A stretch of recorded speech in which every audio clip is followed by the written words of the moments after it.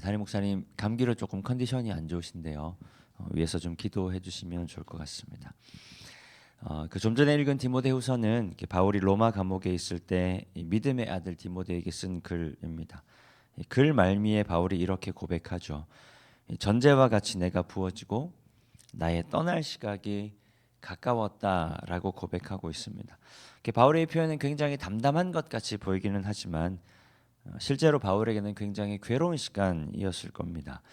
아마 자기 삶의 마지막을 예감하고 있었을 텐데요. 지나온 시간들을 돌아보면서 믿음으로 살아온 자신의 삶이 바울에게는 어떻게 느껴졌을까? 만약에 바울이 예수를 믿지 않았다면, 바울이 만약에 예수님을 따르지 않았다면, 예수님을 만나지 않았다면, 바울은 아마도 남부럽지 않은 재산과 사회적 지위 그리고 공부도 많이 했으니까요. 굉장히 사람들로부터 인정받고 존경받는 삶을 아마 살 수 있었을 텐데 자신의 인생 전부를 하나님 앞에 바울이 이렇게 표현하죠. 이제 전제와 같이 부어졌다라고 표현하죠. 전제는 완전히 쏟아서 드리는 제사인데요. 전제와 같이 완전히 자신의 삶을 부어 드린 것이 혹여나 후회가 되지는 않았을까? 굉장히 여러 가지 복잡한 마음들이 있었을 텐데요. 바울은 그런 마음들을 부여잡고 하나님께서 자신에게 주신 생의 끝자락에서 사랑하는 아들 디모데에게 마지막 권고를 전하고 있는 겁니다. 본문 1절과 2절 말씀 함께 읽습니다.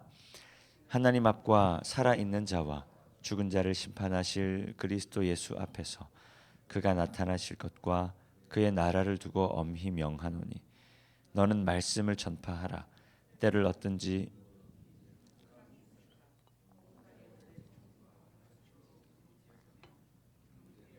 권하라. 하나님 앞과 살아있는 자와 죽은 자를 심판하실 그리스도 예수 앞에서 그가 나타나실 것과 그의 나라를 두고 엄히 명한다라고 이야기하죠. 그러니까 바울은 지금까지 자기가 붙들어온 믿음을 걸고 이야기하는 겁니다. 그리고 바울에게 예수 그리스도를 믿는 믿음을 걸고 이야기한다라고 하는 것은 바울에게는 자신의 인생 전체를 걸고 이야기한다라는 말이기도 하죠. 그러니까 바울은 자기의 죽음을 앞두고 자신의 모든 것을 걸고 디모데에게 이야기하는 겁니다. 그러니까 디모데에게는 정말 중요한 이야기를 한다라는 거죠. 자기의 모든 것을 걸고 바울이 하는 말은 바로 이런 겁니다. 말씀을 전파하라. 네가 때를 얻든지 못 얻든지 말씀을 전파하기에 항상 힘써야 한다. 매 순간 오래 참음과 가르침으로 경책하라. 그리고 경계하라. 권하라. 경책한다라고 하는 것은요. 정죄하고 질책하라는 의미이고요. 그리고 경계하라는 것은 비난하고 벌하라는 말입니다.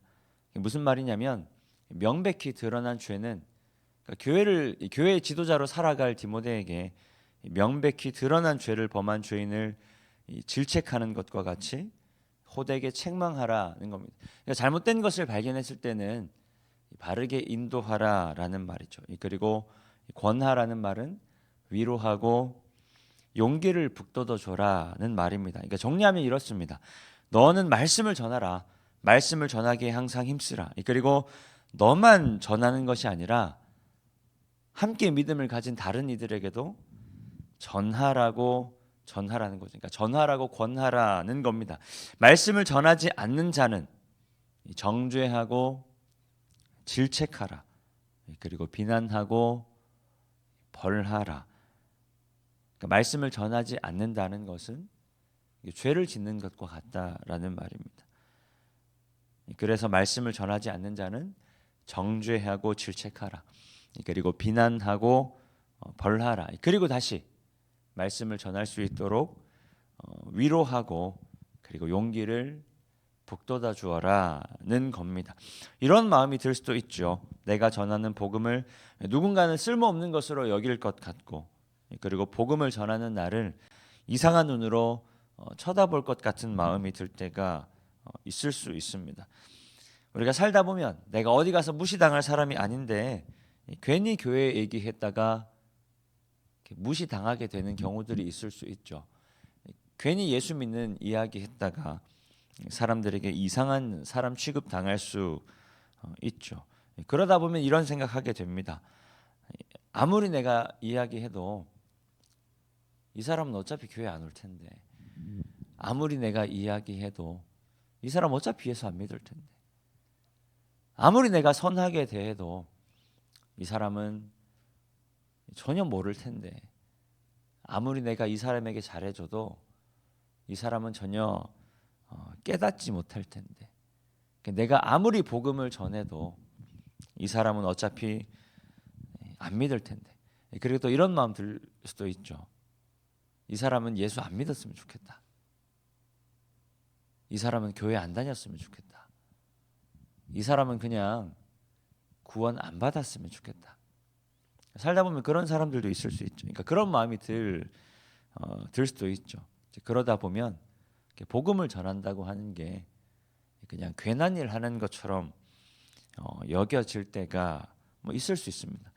그런데 오늘 본문 3절과 4절에 이렇게 이야기합니다. 본문 3절과 4절 말씀 함께 읽습니다. 때가 이르리니 사람이 바른 교훈을 받지 아니하며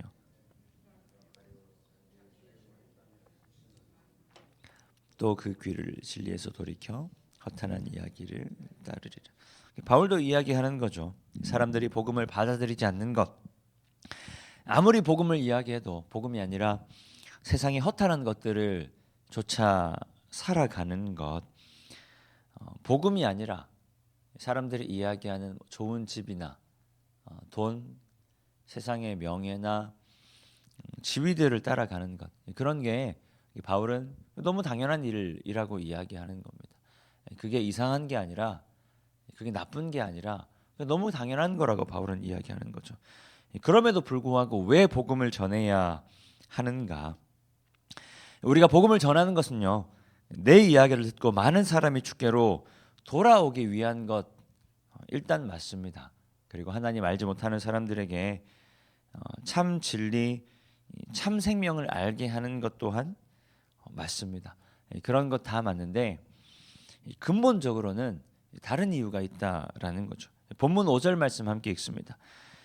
그러나 너는 모든 일에 신중하여 고난을 받으며 전도자의 일을 하며 내 직무를 다하라. 바울은요, 고난을 당하면서까지라도 복음을 전하는 것이 그 사람을 구원하기 위함도 맞고 그 사람에게 복음을 알게 하기 위한 것도 많은데, 가장 기본적으로는 고난을 당하면서까지라도 복음을 전하는 것이 그리스도인의 직무이기 때문이라고 이야기합니다.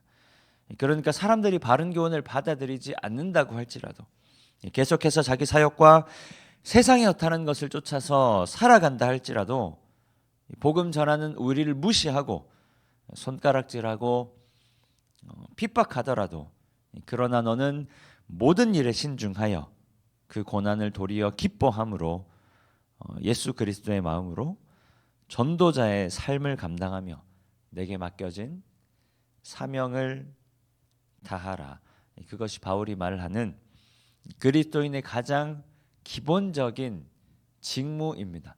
그러니까 그리스도인의 가장 기본적인 의무입니다. 우리가 복음을 전하다 보면요, 그러니까 교회 이야기, 예수님 이야기를 예수 안 믿는 사람들에게 하다 보면 무시당할 수도 있고, 그리고 해보셔서 아마 아시겠지만 쉽게 교회에 잘 나오지 않습니다. 내가 복음을 전하는 것 때문에 괜히 기분 나쁜 일 당할 수도 있고요. 그리고 부끄러운 상황에 놓일 수도 있습니다. 무시를 당할 수도 있겠죠. 그럼에도 불구하고 우리가 복음을 전해야 하는 것은, 복음을 전하는 것이 예수님을 따라 살아가는 사람들의 가장 기본적인 직무, 의무이기 때문입니다. 그렇기 때문에 우리가 믿음으로 살아가는 가운데 하나님께서 우리에게 맡겨주신 의무, 직무를 다 해야 할 줄 믿습니다. 나에게 복음을 전해들은 사람이 교회를 나오기 때문이 아니라, 나에게 복음을 전해들은 사람이 자신의 생각을 바꾸기 때문이 아니라, 나에게 복음을 전해들은 사람이 자기 죄를 뉘우치고 하나님 앞에 자복하며 회개하기 때문이 아니라, 그저 복음으로 살아가고 복음을 이야기하는 것이 하나님께서 그리스도인들에게 맡겨주신 직무이기 때문입니다. 복음을 전하는 일이 우리의 직무이고 또 복음을 전하는 일이 우리의 사명이기 때문에 하나님 맡기신 삶을 살아가는 가운데 우리의 가장 기본적인 직무, 우리의 가장 기본적인 사명을 감당하는 우리 모든 성도님들 되시기를 축복합니다. 바울이 오늘 본문 말미에 이야기하죠. 예수 그리스도를 믿는 모든 자들에게 나타날 것이니, 우리가 기본적인 직무를 다하며 살아갈 때 마침내 하나님의 영광에 참여하게 될 것이라고 바울은 이야기하고 있는 겁니다. 오늘 하루를 살아가는 가운데에도 매일 별로 다르지 않는 삶을 살아가게 되겠지만, 만나는 사람들 가운데, 관계하는 많은 사람들 가운데, 심지어 그 사람이 내가 싫어하는 사람이라 할지라도, 심지어 그 사람이 이 사람은 교회 안 다녔으면 좋겠다는 사람이라 할지라도, 우리가 그럼에도 예수 그리스도의 마음으로 복음을 이야기하고 또 복음으로 살아낼 수 있는 우리 모든 성도님들 되시기를 축복합니다. 이 시간 주신 말씀 기억하며 함께 기도하겠습니다.